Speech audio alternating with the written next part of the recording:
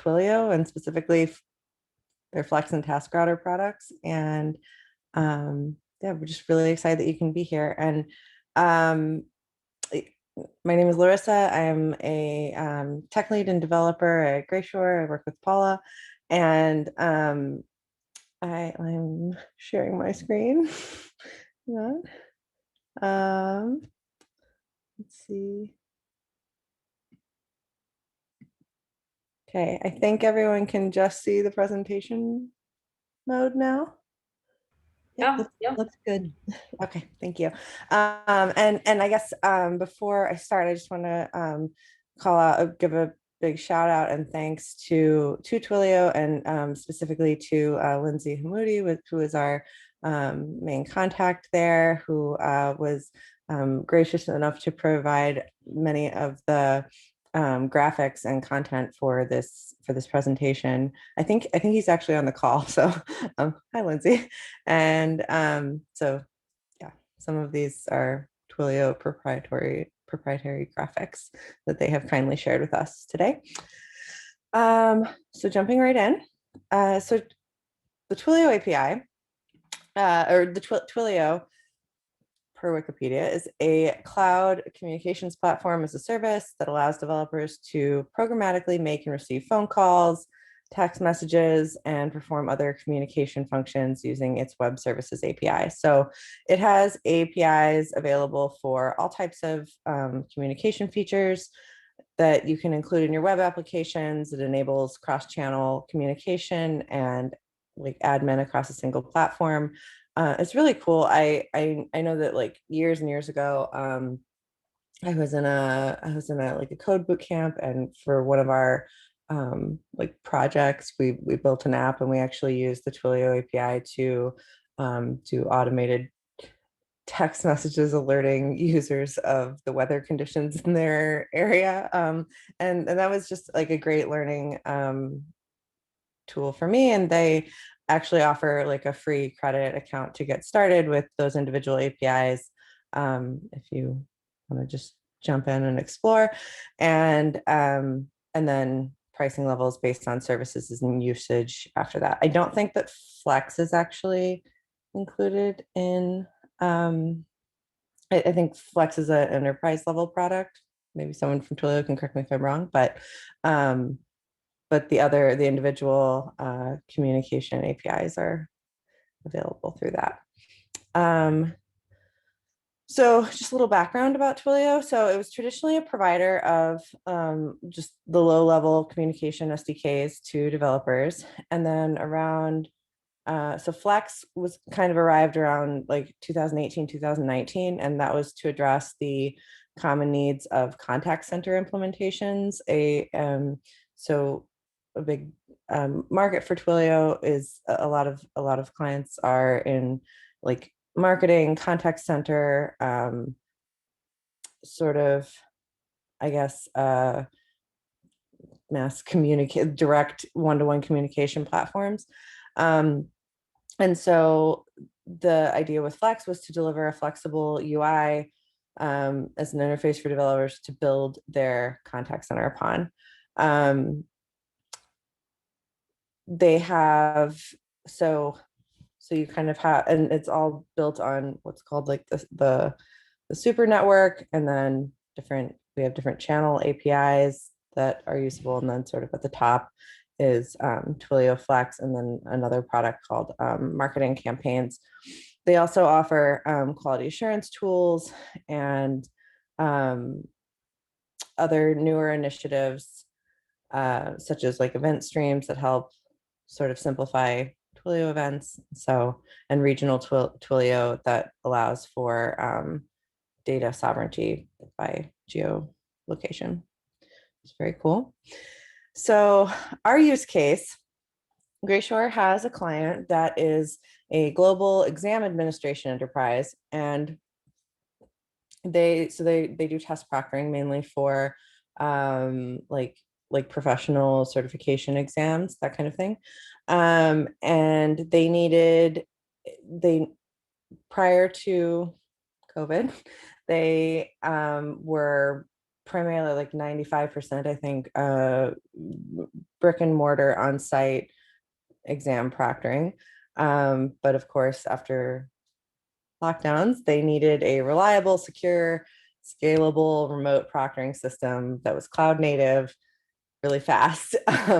And so what we built for them was a remote proctoring product. It's we have like a microservices platform and then two client applications. One of them is the candidate app, where test takers will log in to via a desktop application that uses their webcam to record them while they're taking their test. And then the agents who administer and observe the exams needed to do so via a second client app, which would be a proctoring portal that allows them to connect to the candidate's video stream, speak to and text chat with the candidate, take notes, and perform other actions related to proctoring. There's like three main roles: an agent that you might see this referenced elsewhere, but there's like an agent that performs a readiness check to make sure that the candidate is their space is clear and they're ready to take their exam. There's a proctor who actually watches the candidate while they're taking their exam and or observes their video stream. And there is and then in some cases, a security agent is called in to investigate possible cases of cheating behavior by the candidates. So all of these need to be able to chat with the candidate, verbally converse with the candidate. Only one of them needs to watch the candidate's video. Only one of them needs to project video back. That's the first agent that they interact with will be like face to face. But anyway, we needed video capabilities for all of these for all of these agents, and then exams are proctored around the clock and all over the world, sometimes at very high volumes. So we needed to build a system that was scalable, performant, and could handle complex routing and interactions between candidates and proctoring agents. And we saw in Twilio and in Flex and TaskRouter specifically, an opportunity for a kind of an innovative implementation or application of their technologies, because we realized that conceptually what we needed was something kind of like a contact center, a call center, right? We needed agents to be able to connect to remote candidates.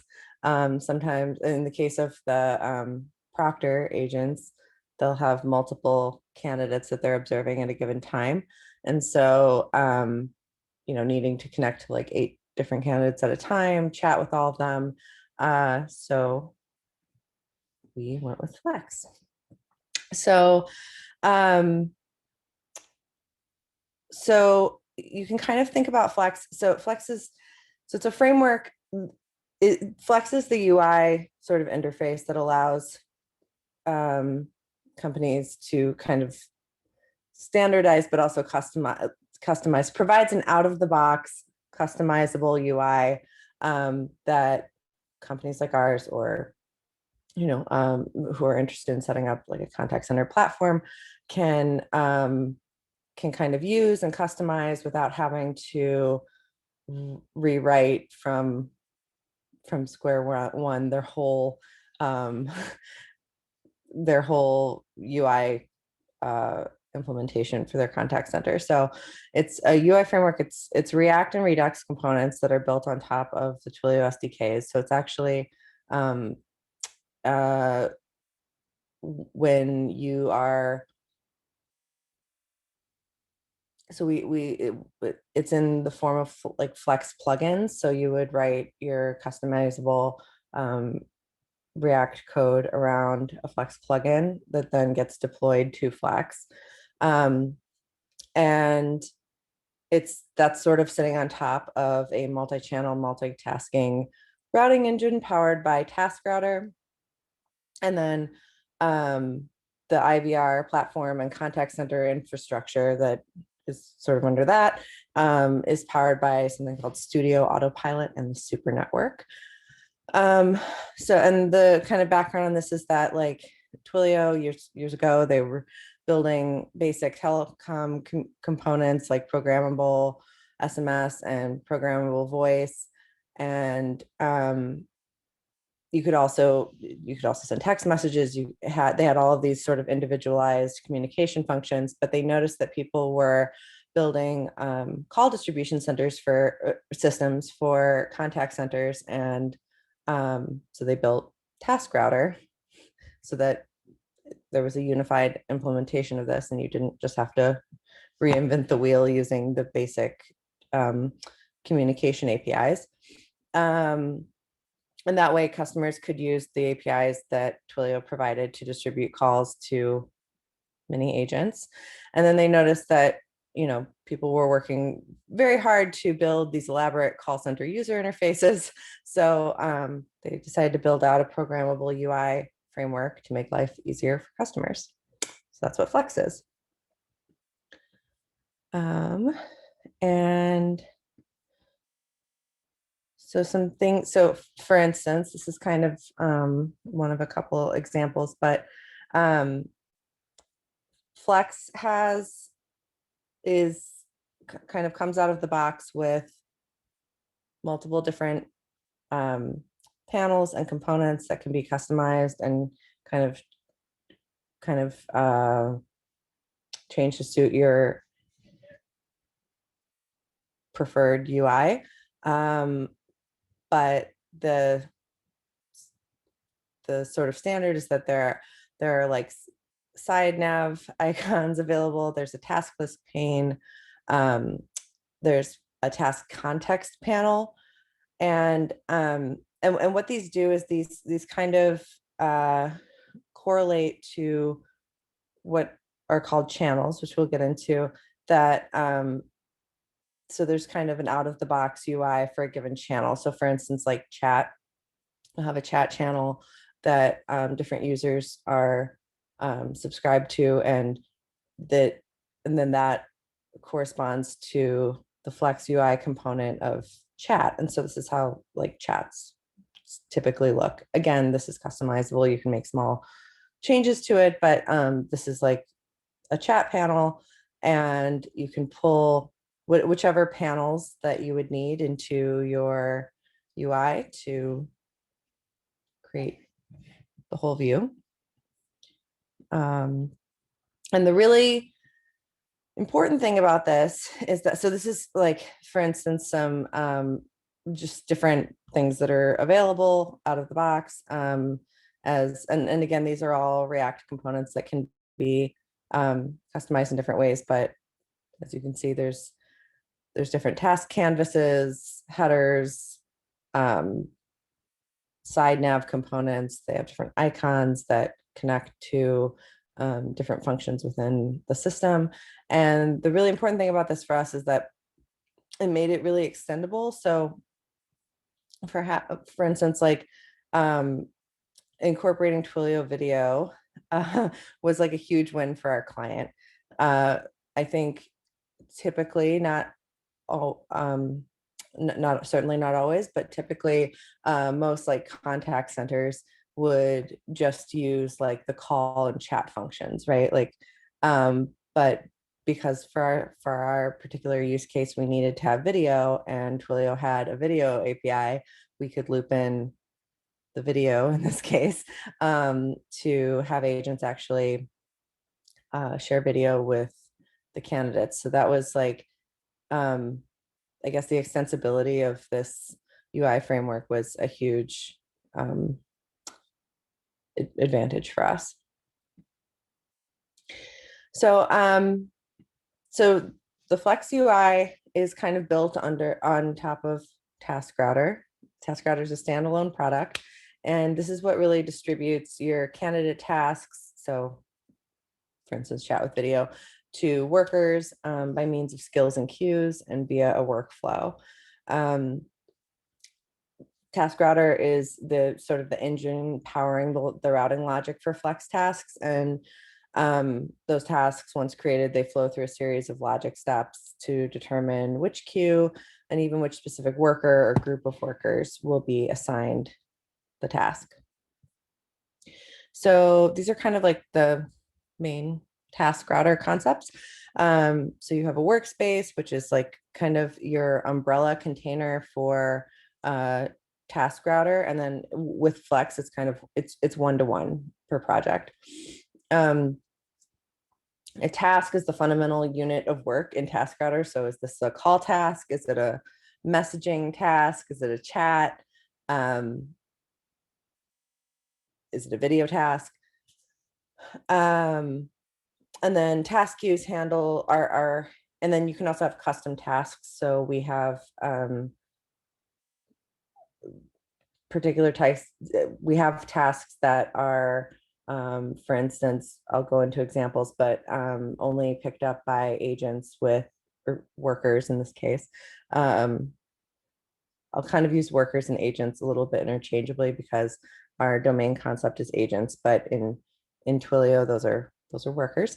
And so the tasks can only be picked up by workers with a particular skill, for instance, and then they belong to certain channels, custom channels. So task queues are what handles queuing of tasks and distribution of tasks to workers. The workflow is kind of the heart of TaskRouter. It controls how tasks get routed into task queues. The worker, as I kind of mentioned, is the TaskRouter representation of humans who consume tasks. So agents in our case, but workers. And they have attributes of describing what skills they have, what kind of tasks, meaning what kind of tasks they can pick up, their email address, maybe like other information about that worker. And then activity is kind of defines the status of a worker. So are they idle, busy, available, offline? That's also customizable.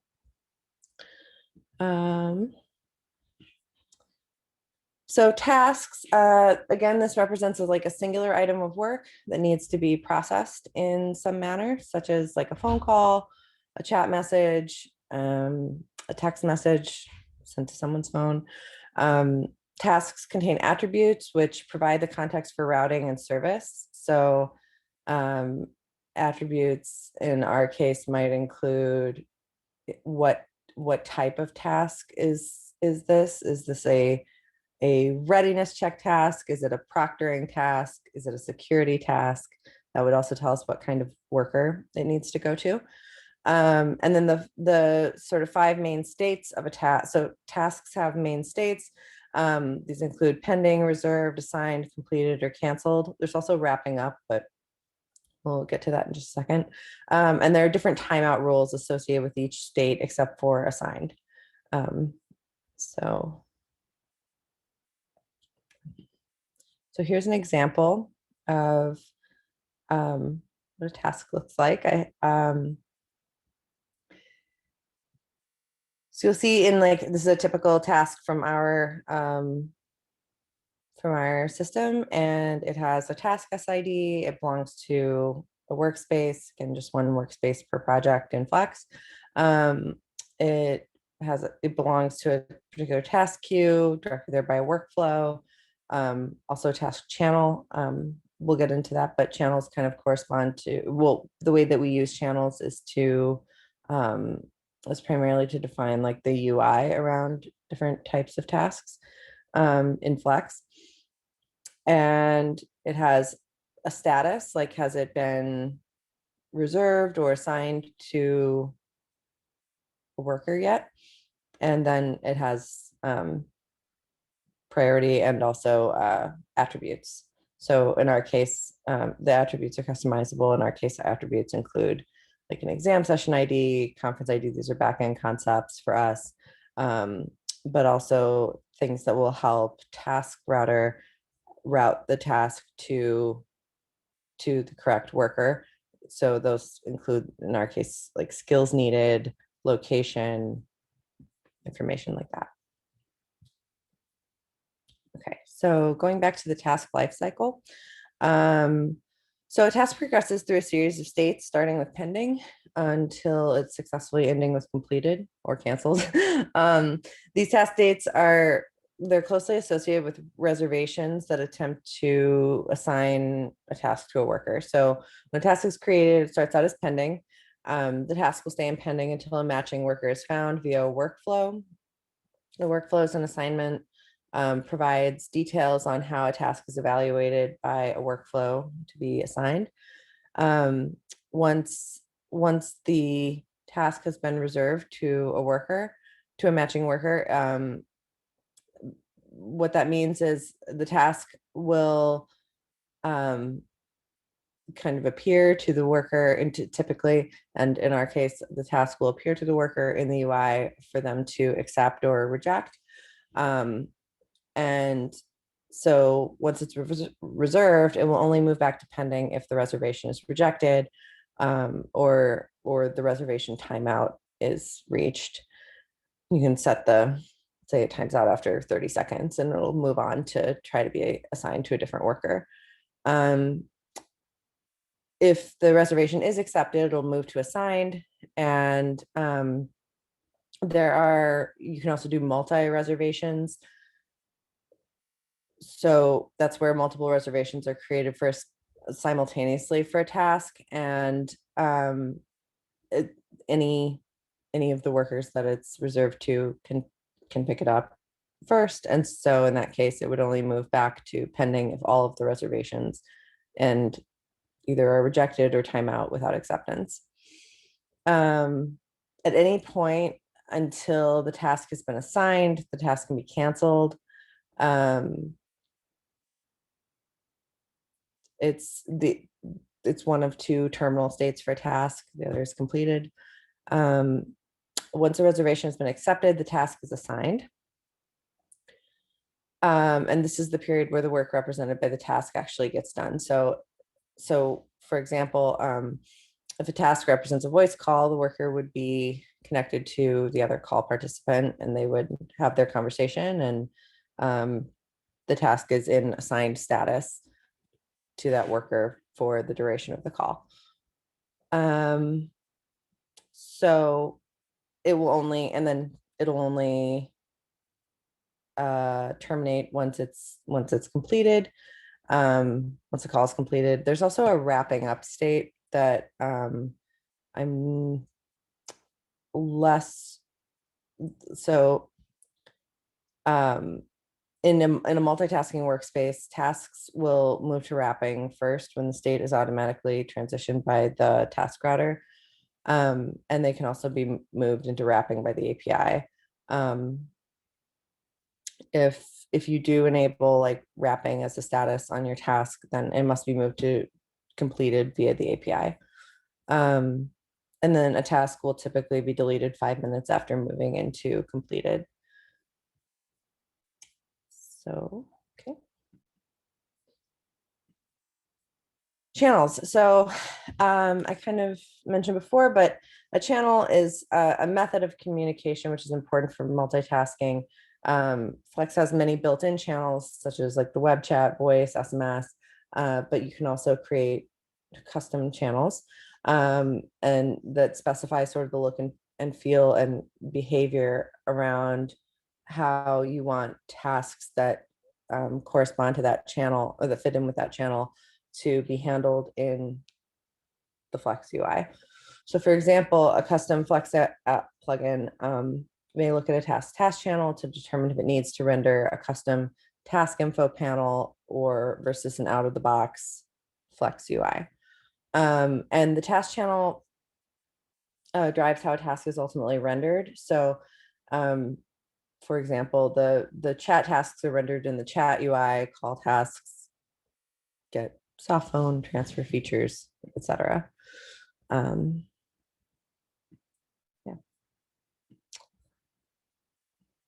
So workers are the people, the entities who consume the task.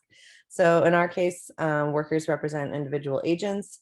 They can be multi-skilled. They can support multiple concurrent tasks. So a worker might have a chat task and a call of an audio task kind of at the same time, and these are coordinated in the back end, and maybe these are for the same person, but that is sort of coordinated in the back end. They have multiple tasks. So, and then the status can be controlled by both the worker in the client app, so they can, and by the contact center manager, so they can kind of set themselves to available, offline, etc. And then their attributes define, so including, you can have custom defined attributes, so the skills, but also location, language, kind of whatever you would think of that would be important to define what a worker can do. Those they define the associated task queue that the worker can receive tasks from and what workers can do. So the way that the way that you could typically configure attribute values would be they could be passed from an SSO for provisioning workers as just SAML attributes. And at our client, we use Okta. So workers, the agents have their profiles in Okta, and those profile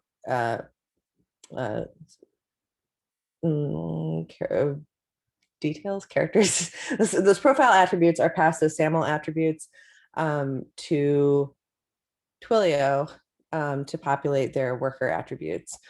You can also configure these using the Twilio console or the API separately from an integrated third-party SSO. Sorry, and then again, the activities describing the status of the worker, or activities are activity is used to describe the status of the worker, which can be available, unavailable, offline, etc.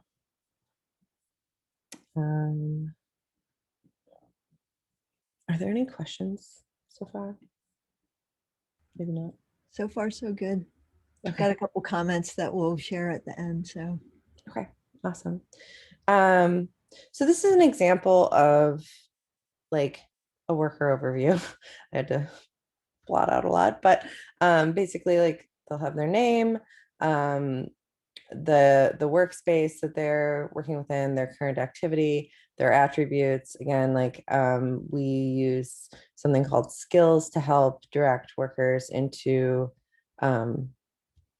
receiving from the correct task queues. But then they also have like the country code relates to the country that they're in. So customizable attributes. And then the task channels are how we configure their given capacity for the number of tasks that they can have from of each type of task at a given time. So how many, so for instance, like a worker that had the Proctor skill could only receive up to 8 Proctor tasks at a time. So they could have up to 8 tasks within the Proctor channel. They could only have 1 task at a time from the other channels. So that's how we determine capacity on the worker level for a given type of task. Okay. Worker skills and ordering. So skills allow you to reflect the individual abilities of each worker. And these enable more advanced target worker expressions, which we're going to get to in just a second. But it basically, like, you can do complex routing by adding different skills to workers and specifying how tasks are assigned based on those combinations of skills. So an example that we have is like, we might need an agent a worker who can do a readiness check, but for like data security reasons, they need to be in the US and they need to be able to speak Spanish because this test is in Spanish. So we would have our workers would have their skills and their location or their country code and their language capabilities specified in their worker attributes. We would have those requirements specified in our task attributes, and then using filters, which we will get to in the workflow, they would only be assigned to tasks, or that task would only be assigned to workers who are routed to workers who are in the US, who have the skill, who are in the US, who speak Spanish. So as each agent is different, workers can reflect differences in skill levels by using order by expression on a given task queue. And sort of by default, TaskRouter will route tasks to agents that have been idle the longest, but you can also use order by in the target worker expression to route tasks to the most or least if you wanted to experienced agents first. And this is important for high value use cases needing a particular, like a very specific agent or worker. Okay. So task queues. So these handle the ordering of tasks and distribution of tasks to workers. They're kind of like the gatekeepers. When a task is created, it's added to the corresponding task queue, and then it waits to be assigned to an idle worker who can receive tasks from that queue. So tasks are routed by a workflow into a given task queue, and then the task queue typically has a pool of workers associated with it. And the workers associated with the task queue are selected by what's known as a target worker expression. So again, and kind of like in the example I gave before, workers with a customer service skill, workers with a premium support skill, and then you can, kind of add on criteria to do complex routing. So I don't just need someone with a customer service skill. I need someone who can do that skill while speaking French, and I need someone who can do the customer service skill while speaking French, who also has technical troubleshooting abilities. And you just kind of add on the criteria that you want to match to the worker with. And workers can be part of multiple task queues. So it's kind of configurable, again, based on their skills and their worker attributes. Then you can specify that, a task queue can route tasks to any workers with this particular skill. So if they have 3 different skills, they might belong to 3 different task queues, possibly, or be able to accept from 3 different task queues. So yes. Oh, sorry. So this is kind of an example of what it looks like.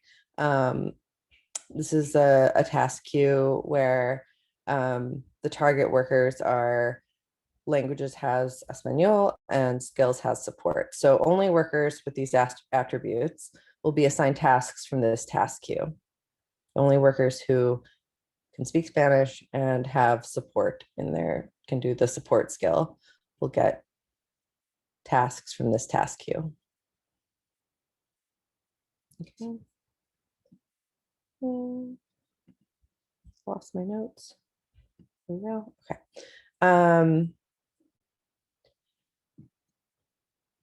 So you can create a task queue in the Twilio console or encode via the API. I kind of meant to say this earlier, but so Twilio has a great console, and it's kind of really easy to see and understand what all is going on there. However, we try to do everything as code, infrastructure as code, everything.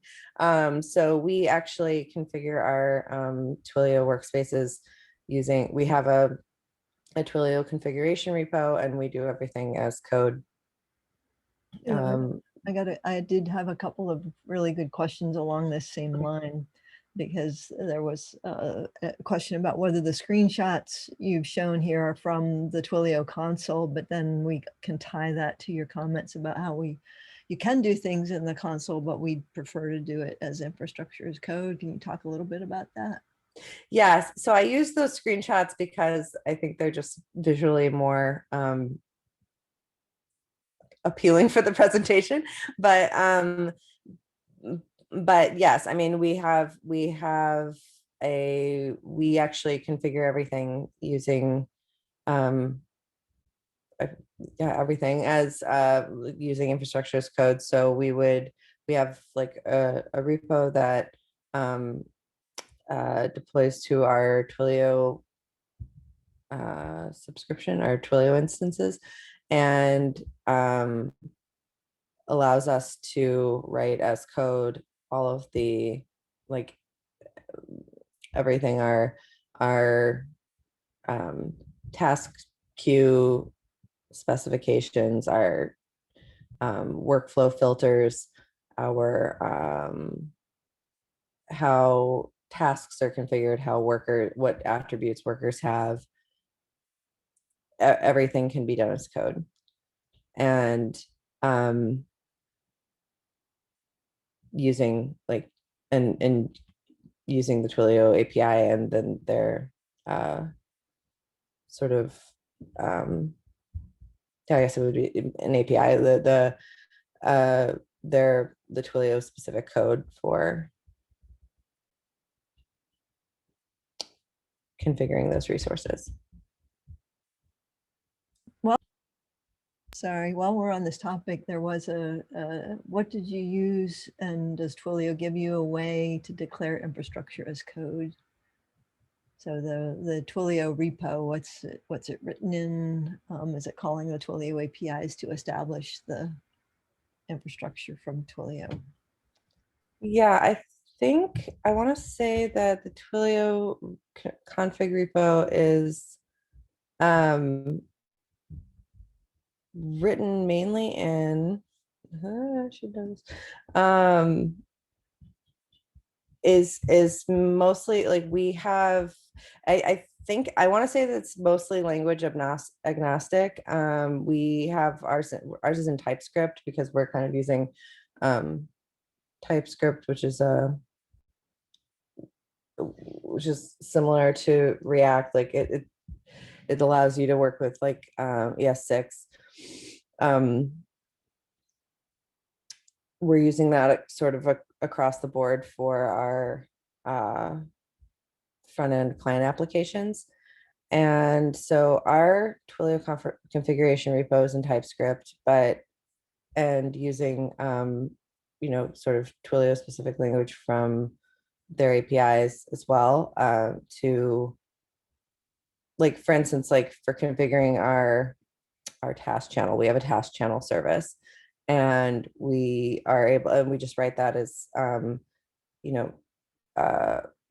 asynchronous TypeScript functions to configure different parts of the task channel, and then we're also able to write tests of those. So that's been really helpful, and we just treat all of it as code. I think my assumption is that you can do it in pretty much any kind of JavaScript, and maybe other languages as well. I don't know if Yeah, I think some of Lindsay the wants to help me out with that. I'm actually not sure. some of the original ones were Python. I think anything that can call our APIs. Yeah, I think it's pretty much up to you. Like, you can, anything, any language that you prefer, you can call the Twilio APIs using those, and set up your config repo like that. Yeah, and then there was discussion a couple of times about using that knowledge and building a Terraform provider for it. And I think there has been some work. If you Google it, you might find people who have done some work on that. Yeah. Yeah, absolutely. Okay. So getting back to workflows, so the workflow is like the heart of TaskRouter. It controls how the tasks get routed into the task queues, and they kind of act as like postmasters. So they inspect a task to determine where it should be routed, like so which task queue it should be routed, and how tasks should be escalated. They also help reroute tasks to alternate queues should the need arise. And this is where you define your routing rules. Routing is typically done by adding filters, and that's kind of how we've done it. So again, this is an example of filters. This is an image from the Twilio console UI, but we generate our filters in code using functions in TypeScript that get that configuration gets deployed to Twilio. So I yes. So workflow support filters. So you can, this kind of illustrates how you can have one workflow that directs tasks to multiple task queues. So for example, if you had a multilingual support office, you can filter tasks on language to direct customers to the correct agent worker. And I think I already, yes, I mentioned we manage all these configurations in code, so it can be verified and consistent in all of our environments. That's the big advantage of like doing it in code is, you know, if you're going through and just manually updating things the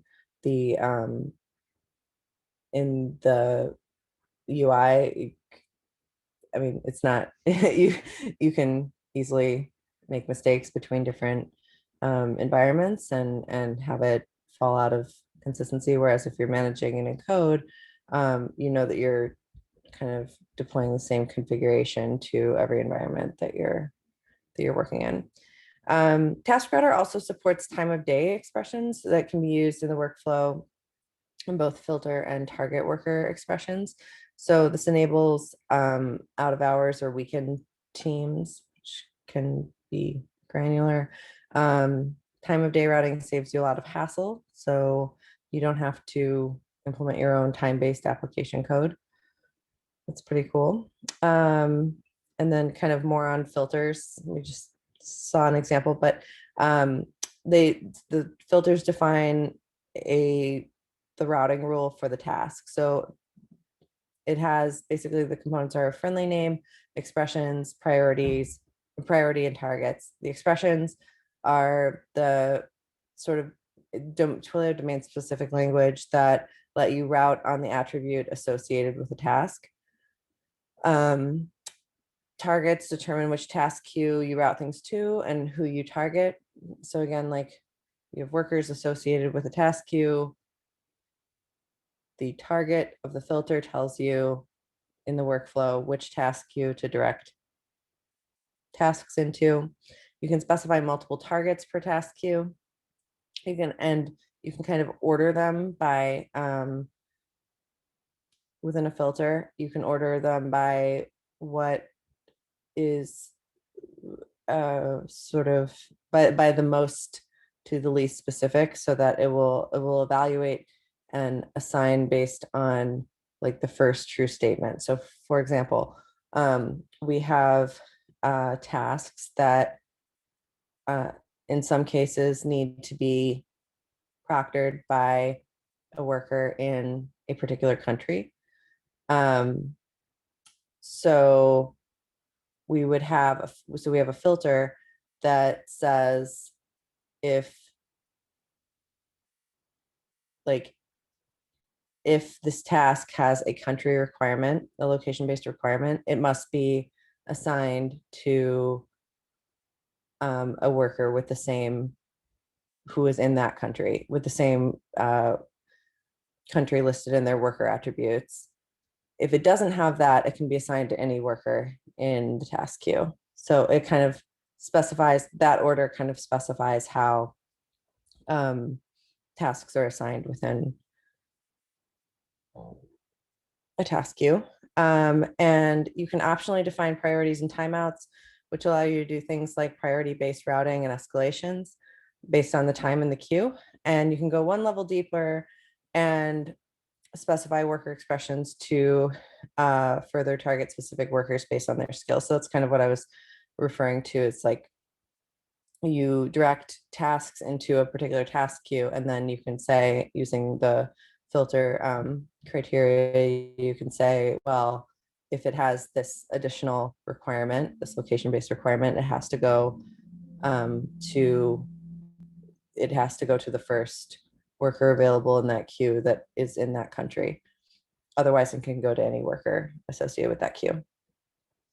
And then there's advanced filtering features such as worker ordering, skip if, and so on. So let's see. So analysis and debugging. There's the Twilio TaskRouter console. It has a great CLI, so there's a lot of things you can do to, like, just through the command line to pull up all of your current tasks, delete tasks, look into past task, analyze kind of and debug what might be going on. I think with probably no exceptions, all the Twilio APIs are standard REST APIs, and you're able to script your own tools, and the documentation is really extensive. So they have examples of, for instance, we were talking about like configuration as code. They have examples in the documentation of, for instance, how to implement, how to work with different Twilio events and use the APIs in multiple different languages. I know they have Python, JavaScript, maybe Java, a few others. So that's really helpful. So kind of how we have used these concepts, I talked a little bit about it as I've gone through, but how we've used it in our case for our Proctor app. We're using channels to, like, custom channels by agent type, as well as chat channels to customize and define the view for each of the individual agents and how, like, the kind of look and feel of their UI experience should be. We have workflows that filter tasks into task queues by task attribute values. And the routing steps within the filters specify how the tasks are matched to particular agents within the workers within the queue. The task queues define the order in which tasks of a certain type are assigned to available workers with the appropriate capabilities. The tasks, of course, have attributes that include the skills needed. So in our case, it corresponds to the type of agent that can accept the task. Our main skills are like readiness check, Proctor, security agent. And then they also have the channel SID, and then some other sort of exam session ID, conference ID. This is information that we use to communicate with our backend services and kind of track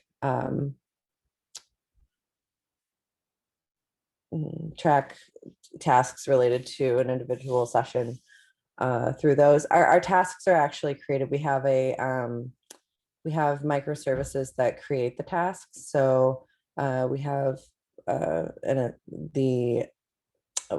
it's called our assignments API, and then we also have a conferences API. And so we have a number of APIs, but they do different things. But essentially, like, conferences will create a conference, which will also handle making requests to the assignments API, which then creates tasks in TaskRouter. And so all of this information is sort of persisted across the system. And the task is created with these attributes that have conference ID, exam session ID, and then also location and language. Just wanted to jump in and give you the 5-minute warning. I did answer one question in the Q&A, but I wanted to give you the time check on. Thank you. Very close. Okay. All right. I will go fast. Sorry about that. So workers attributes, including skills, name, role, contact, email, country code, the languages they can speak.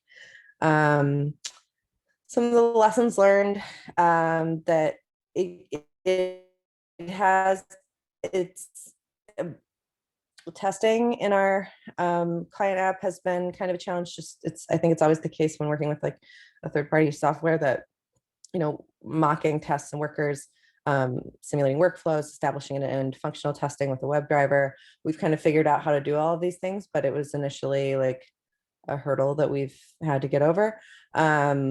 Generating mock tasks for development. We're using something called a faux API that will basically generate like fake tasks with the correct task attributes and connected to a webcam and so on, so that we don't have to always engage the candidate app and like pretend to be a candidate coming through, especially when we're working on UI changes.